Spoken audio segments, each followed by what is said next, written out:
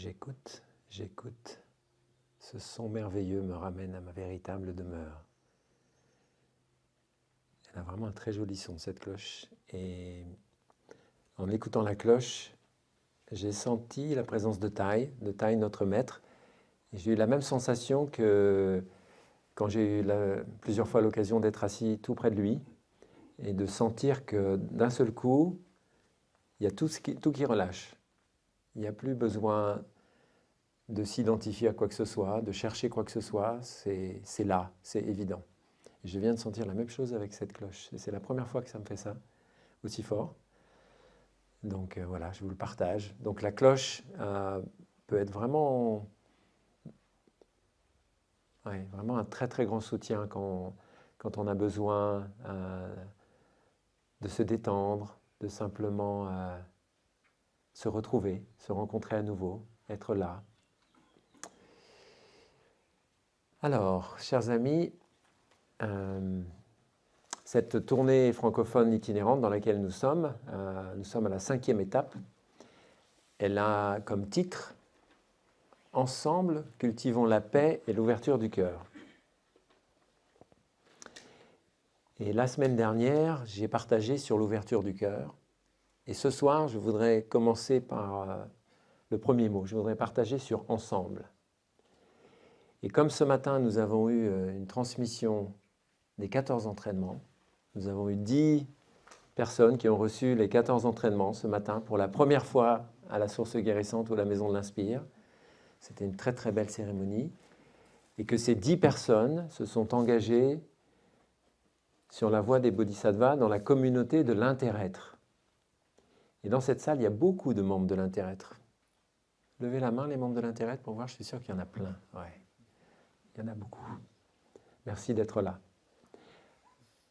Et donc ces personnes ce matin ont senti l'appel pour s'engager sur cette voie, de faire partie de cette communauté de l'inter-être. Donc le titre qui m'est venu pour cette présentation de ce soir, en pensant à ce que j'allais vous partager, c'est une combinaison des deux, et ça fait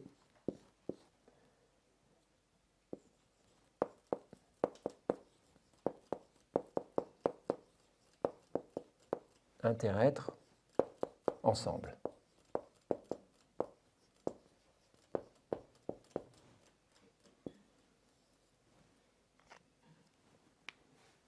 Et la représentation qui m'est venue tout de suite quand j'ai cherché une image de ce que ça pourrait être, tout simplement,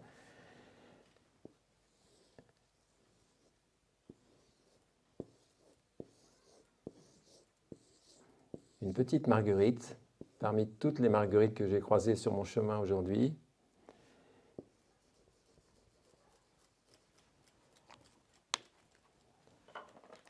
Et nous sommes toutes les pétales de cette marguerite.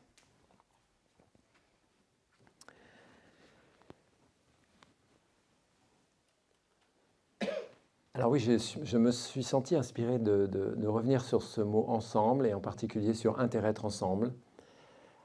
Tout d'abord parce que c'est l'expérience que je suis en train de vivre et que je suis sûr mes frères et sœurs monastiques sont en train de vivre avec moi depuis qu'on a commencé cette tournée. Donc on est à notre 5e semaine, pour certains d'entre nous, pour d'autres un peu moins. Et une des choses qu'on se dit à chaque fin de semaine, une fois qu'on a terminé une retraite, c'est qu'on est touché, émerveillé par l'énergie collective de notre groupe, par comment on arrive à fonctionner ensemble comme un seul corps, comment on arrive vraiment à se soutenir, à se faire confiance et à fleurir ensemble dans chacune des retraites. On est différents, comme vous l'avez vu, et en même temps, on a quelque chose de très fort qui nous relie, c'est cette aspiration du cœur de partager l'expérience du Dharma et de vous partager la transmission qu'on a reçue de notre maître Tai et du Bouddha. Mais de la partager avec la couleur qui est la nôtre. Et donc ce qui est très beau dans ce qui se passe dans ce groupe, c'est que chacun peut respecter sa propre couleur, chacun peut manifester ce qu'il est, et en même temps, ensemble, on manifeste quelque chose de plus grand. Et ce quelque chose est beaucoup plus grand que les 8 que nous sommes. D'abord parce que vous êtes là, donc tout de suite c'est beaucoup plus grand.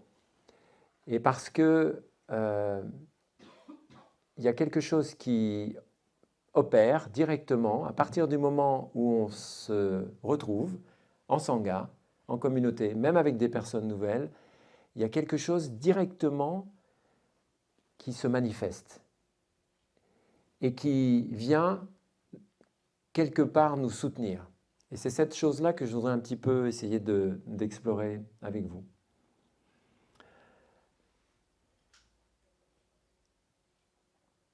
Quand on était à l'Érabling, donc on était il y a 2 semaines dans un monastère tibétain à côté de Montpellier, j'ai dit à mes frères et sœurs monastiques, parce que chaque semaine après notre retraite, on fait un partage entre monastiques pour prendre soin de l'équipe.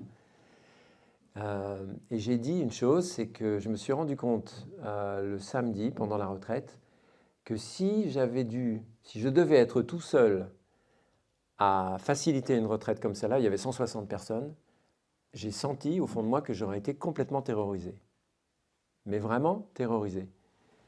Que je ne me sens pas en capacité, moi tout seul, de partager ce qu'est l'essence du dharma ou la substance du dharma, parce que moi je suis en chemin et je suis en train de découvrir petit à petit aussi, avec des petits cailloux dans la chaussure régulièrement, comment prendre soin de moi, comment prendre soin de mes relations avec les autres, et comment petit à petit m'éveiller un peu plus à la vie.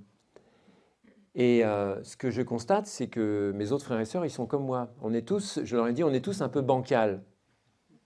On n'est pas vraiment fini en fait. Il y a encore des choses à régler. Mais ce qui est extraordinaire, c'est qu'ensemble, à 8, eh ben, il y a un truc qui tient la route. Et ça, c'est quand même assez extraordinaire, parce qu'aucun d'entre nous n'a la capacité vraiment de soutenir des retraites avec ce rythme-là, avec autant de personnes dans des endroits différents où il faut s'adapter. Je ne sais pas si vous imaginez la tournée des rockstars. On arrive, tac, le lendemain ça commence, hop, on change de lit, on change de salle de bain, on change de toilette, on change de nourriture, on change l'environnement, on change le climat, tout est toujours différent. Et puis on a beaucoup d'amis qui sont là et qui ont soif aussi de nous rencontrer, d'apprendre, etc. Donc énormément de sollicitations.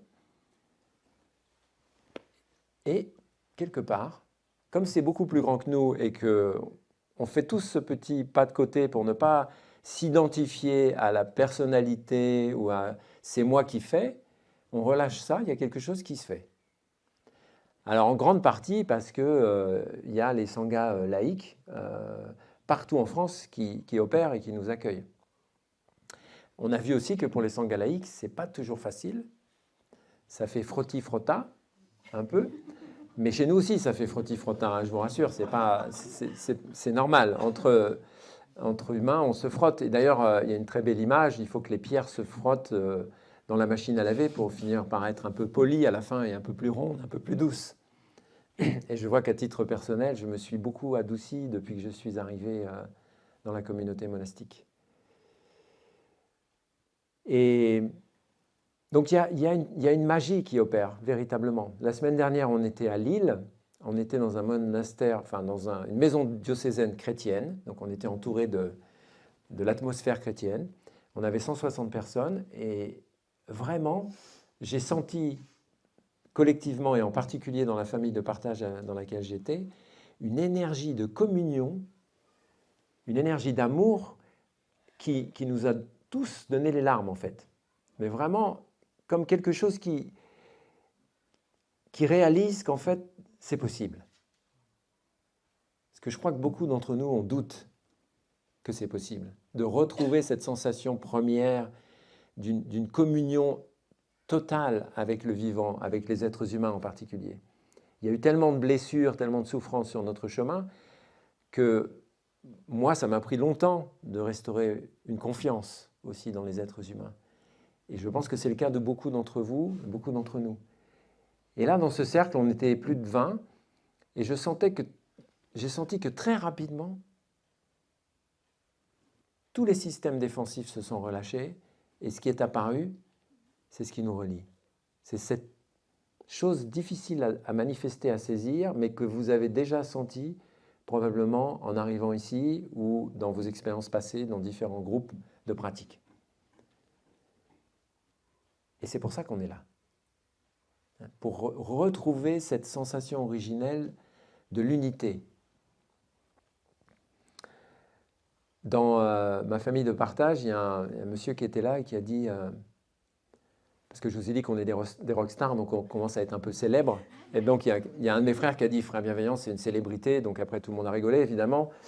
Et lui, il a dit, oui, mais Frère Bienveillance, il transforme la célébrité en célébrer l'unité. Alors je lui ai dit, s'il n'y a pas de copyright, tu me le permets, je crois que je vais le réutiliser, celui-là. En célébrer l'unité. Et en fait, c'est ça, l'intérêt être ensemble. C'est ce qu'on fait, on célèbre l'unité ensemble. Donc on se libère de l'emprise de la personnalité, de quelque chose qui s'identifie régulièrement à ce petit moi qui pense agir, qui pense être aux commandes. On libère un peu ça et d'un seul coup, hop, on touche quelque chose de plus grand.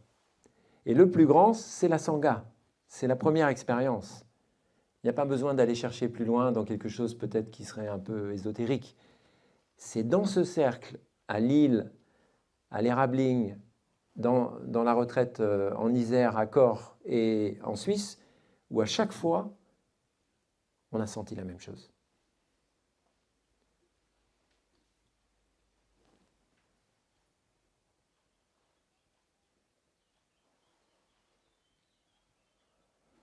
Ce que je vois dans ma propre expérience, c'est que j'ai beaucoup souffert, en particulier jusqu'à à peu près une trentaine d'années, du sentiment profond d'être séparé des autres, et que je ne devais compter que sur moi. Et j'avais, comme je l'ai dit tout à l'heure, j'avais perdu confiance aussi dans le monde des humains, en particulier le monde des adultes quand j'étais enfant, pour plein de raisons. Peut-être certains d'entre vous connaissent déjà un peu mon parcours, mais mes parents sont décédés, j'avais 10 ans, donc comment faire confiance au monde des adultes quand les parents disparaissent quand vous avez 10 ans? Il y a quelque chose qui ne colle pas. Donc il y a là déjà pour moi une expérience première de sensation de perte, et donc d'un seul coup, ok, repli. Et je vais m'en sortir par moi-même. Sauf que ça a été pendant une vingtaine d'années après une très grande souffrance. Jusqu'à toucher le désespoir, parce que je me rendais bien compte que ça ne marchait pas en fait. Et puis en approfondissant cette sensation d'être isolé, d'être seul, d'être séparé, en faisant un travail en psychothérapie, je me suis rendu compte qu'en fait ça remontait même encore avant. Ça remontait au moment où j'étais un tout petit bébé. Ma maman m'a eu, elle avait 19 ans. Elle n'avait pas eu la chance d'avoir une vie d'adolescente libre, qui pouvait s'épanouir. Elle avait des parents assez âgés, assez stricts. Et donc elle rencontre mon père, et puis elle devient maman très rapidement. Et donc ma maman, elle l'a fait de son mieux, mais c'était une maman intermittente. Et le petit bébé en moi a inscrit très tôt un sentiment profond d'insécurité, parce que quand maman était là, il se sentait bien, mais il y avait plein de moments où maman n'était pas disponible, ou intérieurement ou physiquement, et le bébé se retrouvait tout seul. Et il n'y avait personne. Et j'ai retouché cette mémoire dans mon corps, dans un travail en psychothérapie. Pour vous dire qu'on porte des inscriptions profondes, des peurs originelles, qu'il n'y a personne pour nous, en fait, qu'on est tout seul, et qu'il va falloir se débrouiller. Et ça m'a pris des années de transformation pour relâcher ça et me rendre compte que c'est juste une croyance basée effectivement sur des situations traumatiques, mais c'est qu'une croyance. Que la réalité de l'inter-être, elle est bien là. Qu'à chaque fois que je m'ouvre, qu'à chaque fois que je me rends disponible, la vie, elle est là, elle est présente pour moi. À travers mes frères et sœurs, à travers vous. Cet après-midi, je suis allé marcher dans cette campagne ici magnifique parce que j'aime beaucoup marcher en silence, surtout entre les retraites pour récupérer un peu et me relier à la sangha des arbres et à la sangha de la rivière. Et là, j'ai senti combien je suis connecté à cette planète, à cette terre-mère, combien elle me soutient et qu'à chaque pas, je sentais qu'il y avait de l'amour pour moi. Mais avant, je ne pouvais pas le sentir. Et donc la question, c'est comment, petit à petit, parvenir à se réouvrir à la vie. Là où on est plutôt souvent un peu en retrait, dans la peur, dans l'isolement, dans l'ultra-vigilance, quelque chose qui n'est pas sécurisé. Donc on va écouter un son de cloche et je vous invite à sentir intérieurement si ce que je suis en train de vous dire vous parle, si vous avez vous aussi ce type d'expérience, de commencer à regarder et à accueillir, ok, oui, ça résonne quelque part en moi.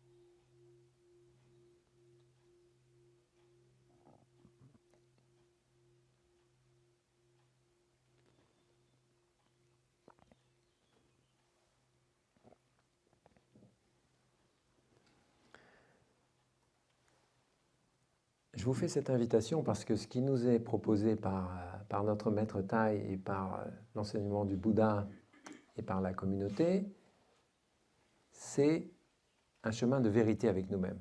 C'est-à-dire de faire ce petit mouvement permanent, de revenir à l'intérieur et de se dire, ok, qu'est-ce qui est présent en moi maintenant? Est-ce que c'est un sentiment d'insécurité? Est-ce que c'est une peur? Est-ce que c'est une tristesse? Est-ce que c'est une colère? Ou est-ce que c'est au contraire un sentiment de communion, de joie, de bien-être? Donc on fait ce petit mouvement régulièrement et on regarde. Et ça s'appelle la pleine conscience. On va utiliser la lumière de la pleine conscience pour regarder, ressentir profondément qu'est-ce qui se passe dans mon corps. Et ça commence par le corps.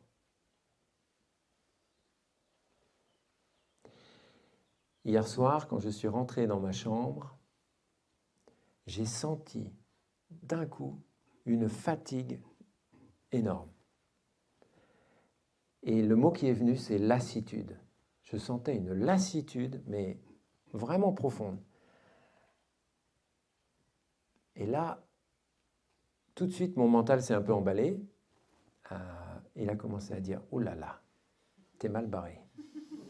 T'as encore 2 retraites à faciliter. » Donc j'ai eu un petit sentiment de panique qui a commencé à arriver, puis j'ai commencé à me projeter vers le futur. Et là, j'ai fait « Hop, hop, hop, reviens à la maison, toi. » Donc j'ai ramené le mental qui partait, comme ça, 2 fois, je pense, tranquillement. J'ai dit « Non, non, non, ça, on verra plus tard. On va pas s'en occuper tout de suite. Par contre, on va s'occuper du sentiment de lassitude et de fatigue. » Je me suis allongé sur mon lit, j'ai posé les mains sur mon ventre et sur mon plexus, et j'ai dit « Bienvenue. » Oui, bien sûr qu'il y a de la fatigue. Bien sûr qu'il y a de la lassitude, quelque part. Et je suis resté avec, tranquillement, sans jugement, mais sans non plus en rajouter. Parce que si j'avais laissé mon petit moulin intérieur partir, j'en aurais rajouté. J'aurais commencé à créer une histoire autour de ça. Donc je suis resté avec, ça a duré un petit moment, et je sentais dans mon corps vraiment, mais ouais, il y avait plus l'envie, quelque part. Il y avait juste un truc qui faisait comme une sorte de flaque d'eau. Les gens, plaf, ça se met à couler comme ça, puis voilà, il n'y a plus rien. Mais il y avait quand même une partie de moi qui continuait à être capable d'être avec ça et de dire c'est OK. C'est OK. Et ça, c'est l'énergie de la pleine conscience que nous cultivons en permanence. C'est pour ça que j'adore les retraites et que moi, je fais une retraite de 6 semaines pour être sûr de bien continuer à la cultiver, puis que je vis dans un monastère pour être sûr aussi qu'on va bien m'aider à la cultiver en permanence. Parce que quand j'en ai besoin, elle est là. Mais si je ne l'avais pas cultivée avant, si je n'avais pas généré cette énergie-là avant, il est possible que cette chose qui se manifeste un peu sombre m'emporte, jusqu'à peut-être me faire douter du choix que j'ai fait. Et ça peut aller très loin, hein, du choix que j'ai fait de faire cette tournée, mais aussi peut-être du choix que j'ai fait d'être monastique, et ainsi de suite, et ainsi de suite. Ça peut très très vite dégénérer.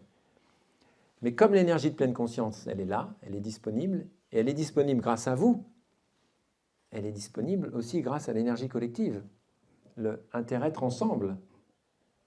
Parce que moi, tout seul, l'énergie de pleine conscience, elle n'est pas très très forte. Hein.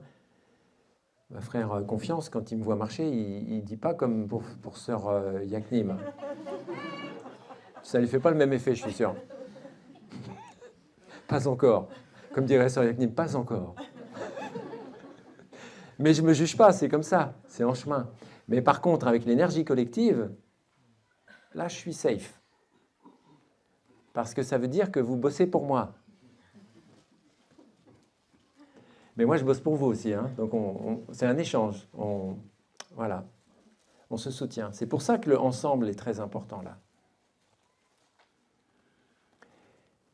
Et donc, hier soir, après, c'est passé. Je me suis endormi, je me suis réveillé ce matin. C'était encore un tout petit peu là.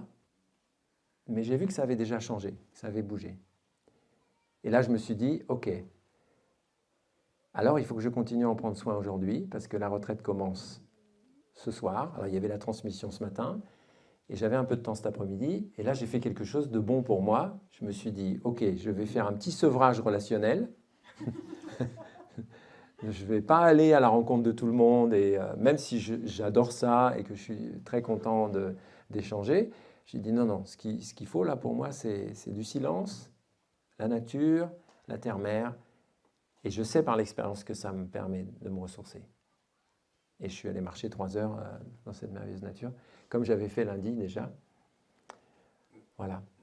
Donc, ça c'est pour vous partager que sur ce chemin de vérité, on est prêt à accueillir ce qui se manifeste, sans discrimination. Et ça, c'est l'énergie de la pleine conscience. Et c'est ce qu'on va continuer à cultiver dans cette retraite. Parce que notre tendance, elle est plutôt au rejet.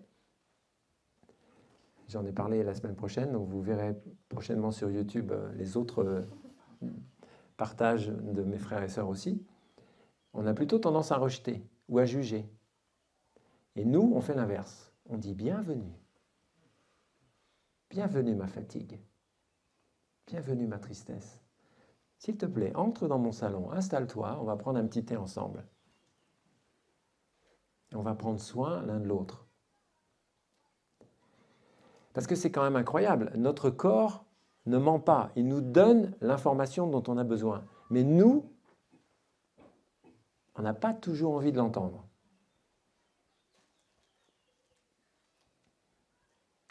Et si on ne veut pas l'écouter, qu'est-ce qui va se passer? Ben, il va s'exprimer plus fort, en général. Et ça peut nous emmener jusqu'à la maladie. C'est comme ça que je me souviens quand j'étais avant l'âge des 30 ans, donc je vous ai dit quand j'étais bien perdu, quasiment systématiquement, j'avais 5 semaines de congé. Quand je partais en vacances, je me souviens d'une fois, je suis allé au ski avec ma compagne et son fils. On arrive là-bas, le jour où on arrive là-bas pour une semaine de ski, je tombe malade. Super. Le pied. Parce que le corps, il sentait que c'était le moment de relâcher, donc il se relâchait, il tombait malade. C'est infernal. Et ça m'est arrivé pas mal de fois à cette époque-là. Parce que le reste du temps, je n'écoutais pas mon corps, en fait. Surtout pas. Parce que je n'aurais pas pu faire le dixième de ce que je faisais. Et ce que je faisais, c'était surtout pour fuir ma souffrance. Donc il fallait remplir, remplir, remplir, remplir. Et nous, on est des guerriers. Et des guerrières. Nous, on a choisi, avec beaucoup d'amour, de tendresse, de délicatesse, d'aller à la rencontre de notre souffrance. Et on n'a même pas peur. Enfin, pas toujours. Des fois, on a un peu peur quand même, mais bon. On n'a pas trop peur. Parce que, à force de le faire, à force d'aller rencontrer cette souffrance, à force de l'embrasser, on voit bien d'abord qu'elle a quelque chose à nous dire d'intéressant, et puis qu'elle se transforme. Comme notre maître disait, sans la boue, pas de lotus. Et donc les lotus apparaissent petit à petit. Alors des fois, ça prend un peu de temps. Mais on voit bien que ça fonctionne. Et qu'on est beaucoup plus présent à la vie en soi et à l'extérieur de soi si on est vrai avec soi-même, si on est authentique. Sinon, on porte un masque et on fait semblant, et ce semblant-là nous coûte beaucoup d'énergie. Il nous épuise même. Donc il vaut mieux mettre l'énergie, encore une fois, à revenir à l'intérieur, à s'arrêter, à respirer, à faire quelques pas en pleine conscience pour se dire « Ok, ah, c'est ça qui est présent. » Un sentiment de solitude, une peur, un sentiment de manque. Ok, maintenant je sais. À partir du moment où je le sais, je restaure aussi mon propre pouvoir, ma propre souveraineté. Je peux faire quelque chose. Tant que je suis dans l'illusion et dans l'ignorance, ou dans le rejet, je ne sais pas. Donc je ne peux pas agir dessus. Je ne peux même pas prendre soin. Mais là, je peux prendre soin. Et je peux même demander de l'aide. Comme disait Frère Fapli, nous avons la chance d'être des amis sur ce chemin. Mais cette amitié, elle s'est construite petit à petit, avec les années, par la confiance. Et la confiance, elle est venue du fait que on a eu le courage de se dire les choses aussi, de se dire les moments où c'est difficile, même de se dire les moments où ça peut être un peu tendu entre nous, et de se dire surtout dans notre vulnérabilité, dans notre intimité. Donc là aussi, on n'est pas tout seul. Mais ça veut dire qu'il faut activer quelque chose aussi à cet endroit-là, se dire, ok, est-ce que je peux faire cette petite démarche aussi d'aller vers, et non pas débrouille-toi tout seul. Est-ce que vous faites ça? Est-ce que vous allez vers? Est-ce que quand c'est difficile, vous allez vers votre sangha, vous allez vers vos amis, vraiment, en disant, j'ai besoin d'aide, j'y arrive pas tout seul.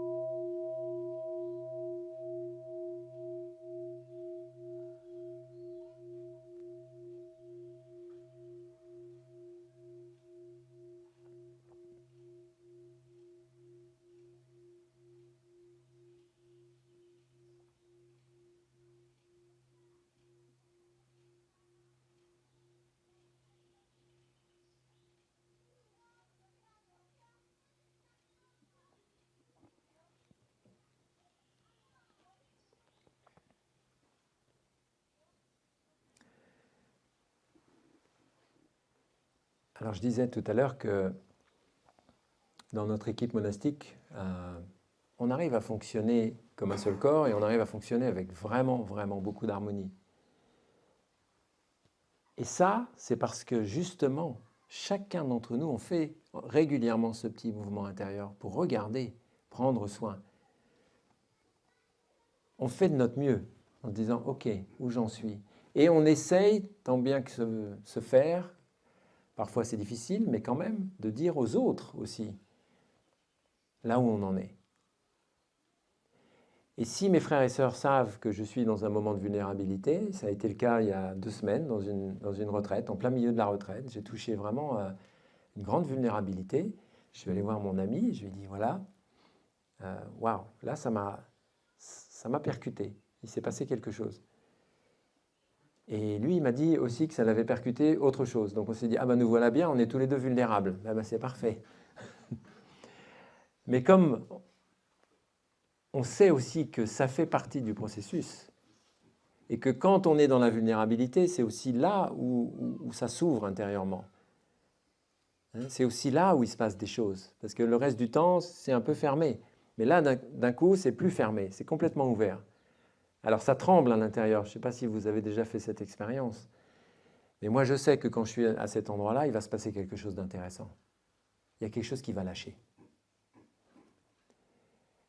Et une des clés pour être en harmonie, c'est le lâcher prise. Lâcher prise, lâcher prise, lâcher prise.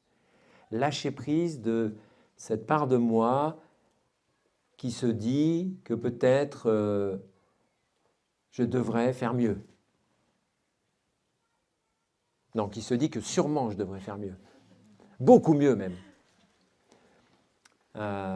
Ou bien qui se dit que l'autre devrait faire beaucoup mieux. Franchement, il exagère.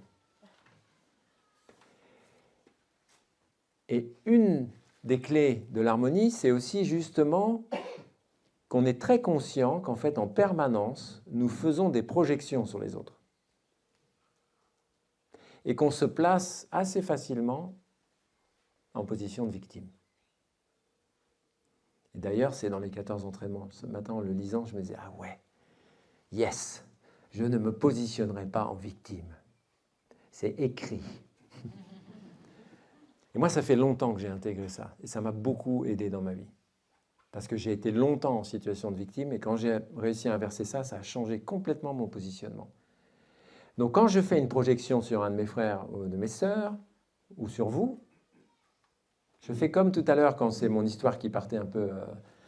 je récupère. Je dis, hop là, reviens à la maison, toi. Et là, je regarde. Tiens, qu'est-ce que j'ai projeté là? Cette chose que j'ai projetée sur l'autre, un jugement, une perception, un mécontentement, etc., etc., ça m'appartient, c'est juste un miroir pour moi-même. Je n'ai pas toujours le courage ou la force de le regarder, mais je sais quand même que c'est comme ça. Donc je vais au moins ramener cette projection à l'intérieur. Et je vais en prendre soin. Et comme chacun de mes frères et sœurs fait ça, on évite beaucoup de difficultés dans nos relations. Puisqu'on est responsable de ce qui se manifeste en nous et autour de nous. Et on ne fait pas porter cette responsabilité à l'autre. Même si l'autre m'a dit quelque chose qui ne m'a pas plu, mais ma réaction m'appartient. Et si j'en prends soin, et si je retrouve la paix, le calme et la sérénité avec ça, peut-être que je pourrais lui dire un peu plus tard. Ben, tu vois, si tu me dis ça de cette manière-là, entre deux portes, et j'ai fait ça il y a quelques semaines avec une de mes sœurs, eh ben ça ne marche pas terrible. Donc il vaudrait mieux, la prochaine fois que tu as un truc à me dire, que tu me dises, frère Mévéance, est-ce qu'on pourrait s'asseoir ensemble? J'ai quelque chose que j'aimerais bien te dire. Je pense que ça va être déjà plus facile pour moi. Elle m'a dit, ah oui, ok. Et voilà. C'est relativement simple. Mais c'était simple parce que je n'étais pas en train de projeter ça sur elle. Je regardais à l'intérieur de moi et je me disais, de quoi j'ai besoin, moi, pour me sentir en sécurité dans ma relation avec ma sœur ou avec mon frère? Ben ça, par exemple. si l'un de mes frères et sœurs a quelque chose à me dire qui peut être un peu sensible, j'ai besoin que ce soit fait dans un environnement propice. Et non pas entre deux portes avec des amis qui passent derrière, où on ne sait pas qui est là et qui entend quoi, par exemple. Donc le lâcher-prise, je disais tout à l'heure, c'est quelque chose de fondamental. Ça veut dire que je reconnais ce qui se manifeste, j'accueille, j'embrasse, je prends soin. Et à un moment donné, je vois aussi que c'est en train de bouger, c'est en train de changer. Donc lâcher prise, ça veut dire je ne me raconte pas encore et encore cette même histoire. Je la laisse aussi évoluer, je la laisse se transformer.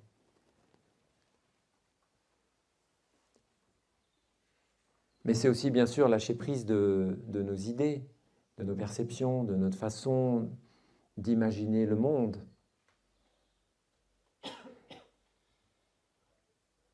Et quand on arrive à faire ça, on est relié ailleurs. On est relié dans quelque chose qui est bien plus grand. Parce qu'en réalité, très humblement, moi je sais que je n'ai pas compris grand-chose à tout ça en fait. C'est bien mystérieux comment ça marche. Donc là, il y a aussi une dimension d'humilité qui intervient, qui fait que moi j'aime bien faire ce mouvement-là, je fais ça, puis je fais bon, ok. Je me remets à plus grand que moi, je vais toucher la terre. Voilà. Parce que là, il y a un mouvement qui me permet de relâcher, qui me permet de ne pas continuer à m'identifier à cette pensée ou à cette perception. Alors voilà, ça c'est ce qu'on va faire ensemble pendant les 4-5 jours que nous allons vivre ici. Ça va se manifester dans la journée avec beaucoup de moments différents, mais c'est toujours la même trame. On cultive la même chose. Par exemple là, après cette session, on va rentrer dans le noble silence. Donc on va s'offrir un cadeau qui est, après la dernière activité du soir jusqu'à la fin du petit déjeuner, de pouvoir faire ce petit mouvement de retour à soi-même dans le silence, de prendre soin. Et on sait que les amis ne vont pas être fâchés si on ne leur répond pas, parce qu'ils font la même chose. Enfin, ils essayent, des fois on oublie. Bon, alors, on sourit, on n'est pas obligé de leur dire « Non, non, non, tu ne parles pas ». On sourit en fait. Et vous pouvez faire ça, c'est marrant. On revient à la maison, on retourne dans le moment présent, on prend soin et on regarde. Et ça va nous permettre aussi de probablement dormir un peu mieux et d'être en forme demain matin. Parce que demain matin, réveil 5h45, on aura une méditation assise ici à 6h30 dans cette salle. Donc nous sommes invités à arriver 5-10 minutes avant pour s'installer tranquillement. Normalement, on aura une cloche d'activité qui sera invitée 15 minutes avant chaque activité, sauf pour les repas. Parce qu'attendre 15 minutes, c'est pas facile. Donc là, on va manger direct, on va se servir. Mais pour les autres activités, quand on entend la cloche, on a compris qu'il faut lâcher prise de ce qu'on est en train de faire, des conversations passionnantes que nous avons avec nos amis, et qu'il faut se mettre en route pour aller rejoindre l'activité. Donc demain matin, la méditation assise à 6h30. Le frère ou la sœur qui va guider la méditation assise demain matin vous redonnera quelques instructions, mais vous avez entendu que dans la pratique de la pleine conscience, c'est le retour au corps, le retour à la respiration, et j'accueille. J'accueille ce qui se manifeste en moi, j'embrasse, et je lâche. C'est aussi simple que ça. Encore, et encore, et encore. Et c'est ça qu'on va pratiquer ensemble demain toute la journée. Donc dans la méditation assise demain matin. Après la méditation assise, on aura des exercices qui vont être offerts par quelques-uns de nos amis laïcs. Et on aura le petit déjeuner. Et on est en silence jusqu'à la fin du petit déjeuner. Pour le petit déjeuner, on se sert quand la cloche est invitée et on peut manger où on veut. Ça peut être aussi à l'extérieur, mais en silence.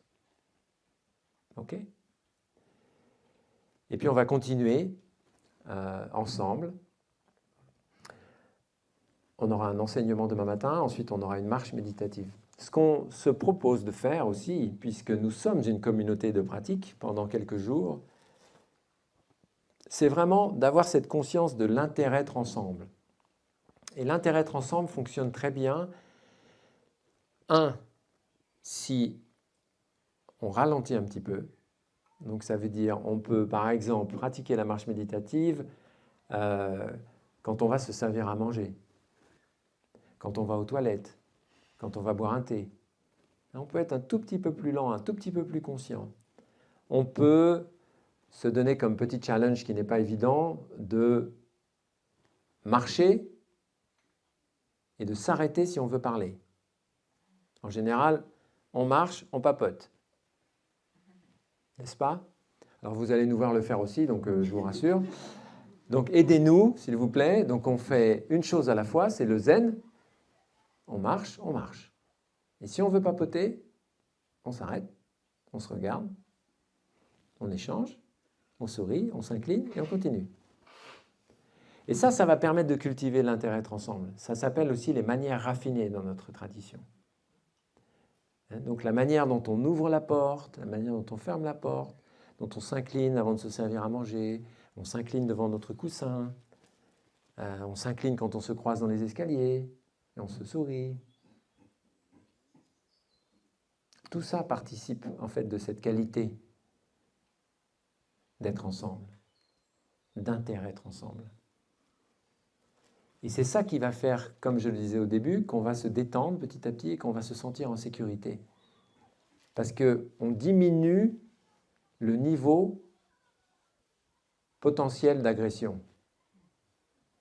En fait, on ne se rend pas compte que dans la vie quotidienne, on se sent très souvent agressé par beaucoup de choses. Une porte qui claque, c'est déjà une agression. Une parole forte peut être une agression. Un geste. Et donc nous, on travaille notre délicatesse. Moi, j'y travaille beaucoup, hein, donc je progresse.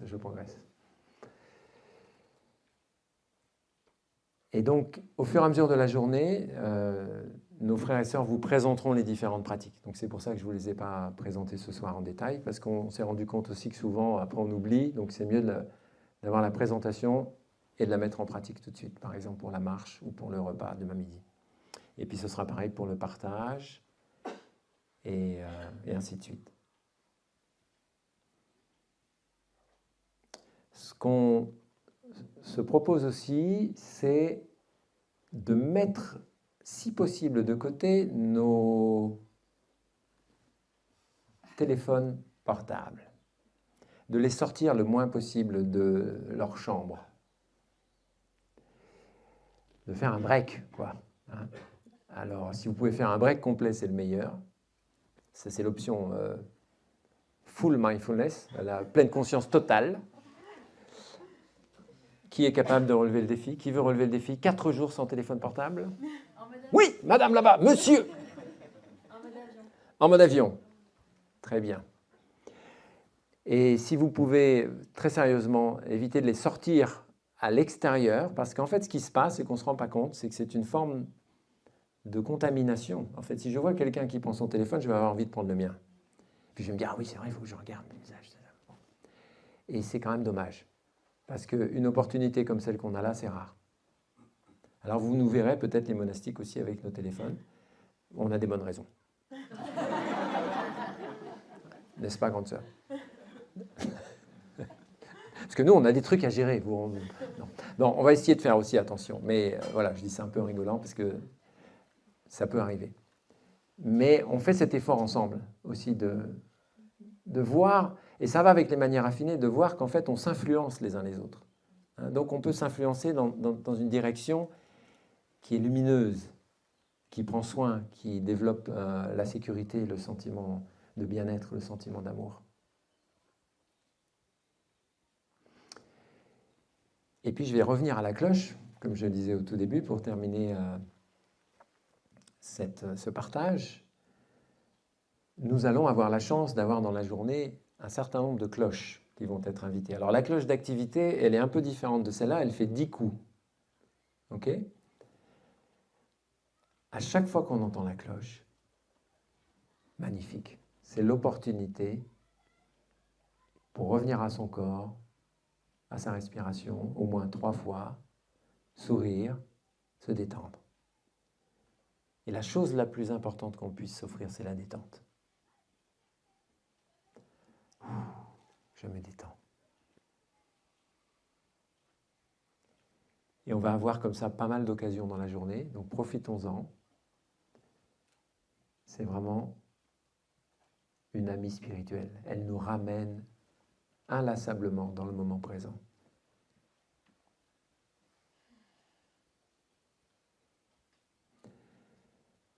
Merci beaucoup les amis pour votre écoute. Merci les frères et les sœurs.